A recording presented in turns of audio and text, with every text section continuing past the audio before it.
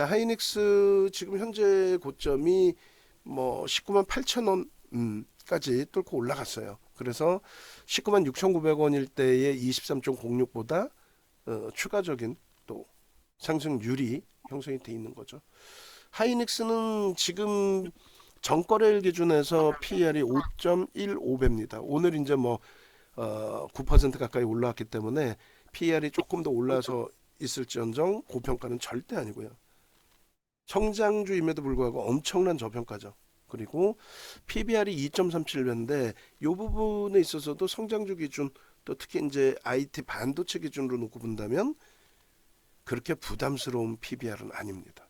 그래서 그런 기준 좀 놓고 보셔야 돼요. 그러니까 성장주가 아닌 오히려 지금의 기준은 삼성전자와 함께 가치주로 굉장히 크게 부각돼 있는 그런 위치라고 해석을 해드리고요.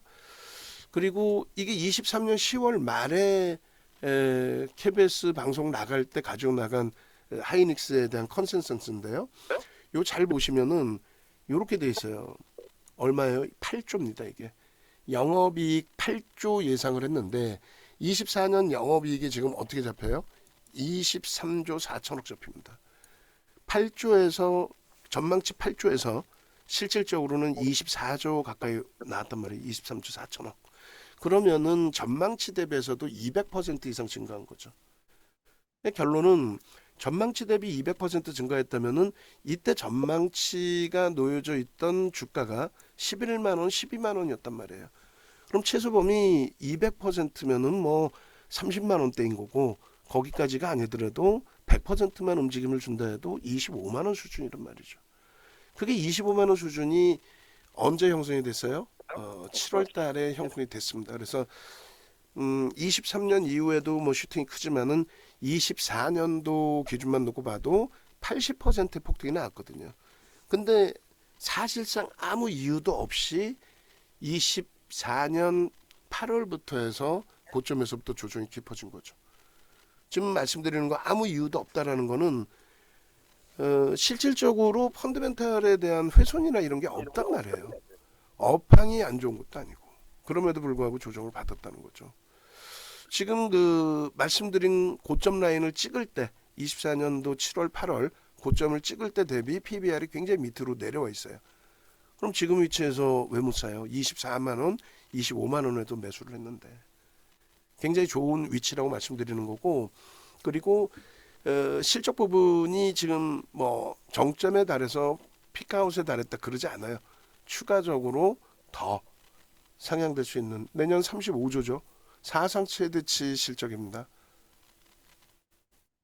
충분하게 펀더멘털적인 부분 또 기술적인 부분 다 볼 수 있고 그리고 이렇게 23년 1월 이후에 지금까지의 기준에 하이닉스가 현대차에 이어서 우리나라 쌍끌이 순매수 2위라는 거 그리고 작년 10월부터 해서 다시금 매수가 들어온 거죠. 엄청난 물량은 아닙니다. 일단은 고점에서 조정받을 때 한 3% 매도 물량이 나온 거고 한 1.3% 대사면서 가격 반발력이 나왔던 거고 지금 기준은 추가적으로 슈팅이 나와주고 있는 거죠. 이제는 뭐 20만 원 넘기고 1분기 이내에 25만 원 고점을 당연히 넘겨야 돼요.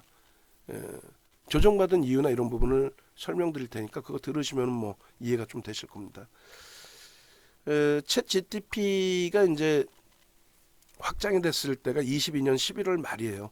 그리고 나서 그 수요가 계속 증가하면서 실적이 크게 개선된 게 23년 5월 달에 엔비디아 실적 발표 나왔을 때 기준이 되는 거죠. 그때 엔비디아 실적이 주당 순이익이 이제 지금으로 이제 환산했을 때 10센트 정도 했을 겁니다. 뒷부분에 나올 거예요. 근데 지금은 80센트 정도 하거든요. 그러니까 주당 순이익이 8배 증가했고 그 사이에 엔비디아의 주가가 8배까지 올라온 건 아닙니다. 그래서 뭐 시간이 되면 요걸 더 길게 설명드리겠습니다만 나중에 온라인상에서 길게 설명된 내용 보시고 그리고 이렇게 글로벌 증시 놓고 보시게 됐을 때 요 내용이 가장 중요할 거예요. 요 부분.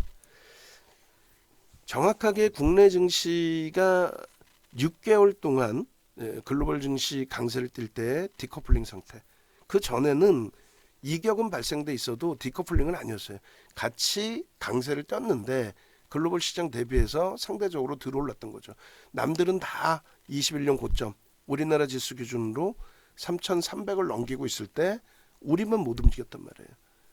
근데 이번에 7월, 8월 고점 찍고 밀린 거는 국내 증시만 유동 6개월 동안 하락을 했습니다. 근데 이것이 맞을지 틀릴지 모르겠습니다만 계엄 사태 때에 불거져 있던 내용들, 지금까지 불거져 있는 내용이 뭐죠? 계엄의 기준에서 벌써 이미 7월, 8월에 준비하고 있었다라는 코멘트까지 나옵니다. 그래서 였던 것인지 어찌됐든 국내 증시가 무너지는 흐름, 그 국내 증시 무너지는 흐름에 대표적으로 삼성전자, 하이닉스, 현대차의 주가 조정이 나온 거죠. 그들의 펀더멘탈에 문제가 있는 게 아니고, 그들의 펀더멘탈의 문제가 아닌 전체적으로 시장에 대해서 불확실성, 이제는 그 부분이 해소 국면으로 접어들었다. 그렇기 때문에 연초부터 하이닉스, 또 삼성전자, 오늘 뭐 현대차 눌려 있습니다만 또 네이버까지 해서의 슈팅이 나와주고 있는 거다. 글로벌 증시에서도 사우디 아람코를 빼고 나면은 시가총액 10위 안에 들어와 있는 종목이 전부 AI 기반이다. IT다. 빅테크다. 그럼 결론은 고금리 속에서 시장이 지속될 수 있는 거는 뭐 어찌됐든 성장주의 기준이고 빅테크의 기준이고, 그 기준이 당연히 엔비디아 그리고 대만의 TSMC 그리고 하이닉스, 그 연동폭은 당연한 것이다. 그렇게 설정 범위를 잡으시더라도 크게 무리 없습니다. 그래서 엔비디아의 차트들을 계속 보여드렸는데 실적이 10센트에서 80센트까지 주당순이익이 8배 증가하면서의 슈팅이에요. 그래서 뭐 중간중간 조정받을 때마다 여러 이야기가 있었습니다만 여전히 170달러 그리고 200달러까지의 목표 주가를 설정해 드리고 있는 거고요. 그리고 TSMC도 마찬가지입니다. TSMC도 실적 개선폭과 함께 슈팅 범위 여전히 뭐 긍정적으로 해석할 수 있다. 그리고 하이닉스 기준에서 이제 추가적으로 더 놓고 보셔야 될 부분은 검색기 기준에서 이렇게 시가총액 2위 종목도 지난해 뭐 1분기부터 해서 계속 포착이 됐었어요. 24만 원 수준까지. 그리고 이제 꺾일 때 조정에 대한 매도 신호. 그리고 12월부터 다시금 또다시 검색기에 16만 원에서부터 이렇게 설정이 잡혀준 겁니다. 결론적으로 이 하이닉스 같은 경우에 이제 차트 보면서 마지막으로 한 번 더 설정을 잡아드리겠습니다만 하이닉스가 움직이니까 여타 반도체 쪽이 또 움직이겠다 그렇게 생각하지 마시고 하이닉스의 슈팅에서 수익을 잡아내시고 그 다음 하이닉스가 충분하게 고점 돌파 기준까지 형성이 되면 그때 돼서 한미반도체든 여타 종목 들여다보시더라도 늦지 않는다. 다시금 설명드리면요. 23년 5월 24일 날 엔비디아가 시가총액 1조 달러를 처음 넘긴 그 시점이 돼요. 1조 달러. 그렇게 해서 이제 슈팅 나오고 그때 갭상승 26% 나온 이후에 하이닉스에 대한 수급도 상상을 초월하게 들어오죠. 그렇게 되면서 192% 그리고 24년 이후에 80% 등락이 나왔는데 기껏 해봐야 3% 물량 나오고 주가 조정폭이 40%까지 나왔던 거예요. 그러니까 1.3% 대사고 40% 돌렸고 그리고 맥없이 무너졌다가 다시 정상적으로 슈팅이 나오고 있는 겁니다. 이게 정상이에요. 이게 상상을 초월한 저평가. 그럼 하이닉스만 이러냐? 아니지. 삼성전자도 똑같이 88,800원까지의 슈팅이 나와도 전혀 이상할 게 없습니다. 그래서 일단 하이닉스의 경우에는 지금 현재 기준에 거래가 이제 조금 아쉽긴 합니다만 거래 충분히 터져주고 수급까지 확인이 된다면 25만 원까지의 목표 주가 설정 범위를 당연히 뭐 이번 달에도 그리고 늦더라도 1분기 이내 1분기까지도 아닐 것 같아요. 2월이면 25만 원 이상까지도 슈팅이 충분히 나올 수 있다. 그렇게 설정하시면 될 것 같습니다. 자, 그렇게 해서 다시 한번 그 검색기 전체적으로 놓고 볼 텐데, 이수베타시스도 다시 이제 떠줬어요. 29,000원대. IT주들의 강세 부분이 나와줄 수 있는 위치입니다. 다만 말씀드린 것처럼 변동성 매매 병행하실 수 있다 할지라도 우선순위는 누구? 하이닉스를 기준으로 먼저 설정을 잡는다. 아시겠죠? 그리고 아모레퍼시픽 같은 경우에는 일단은 진입 이후에 이렇다 할 슈팅이 제한적이에요. 진입 이후에 거래가 지금 둔화돼 버렸어요.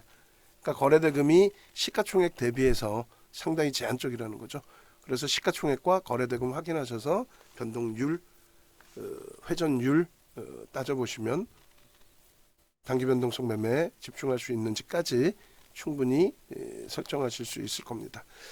자, 18시 방송에서 나머지 부분 더 설명을 드리고요. 오늘은 요만큼에서 마무리 지어드리도록 하겠습니다.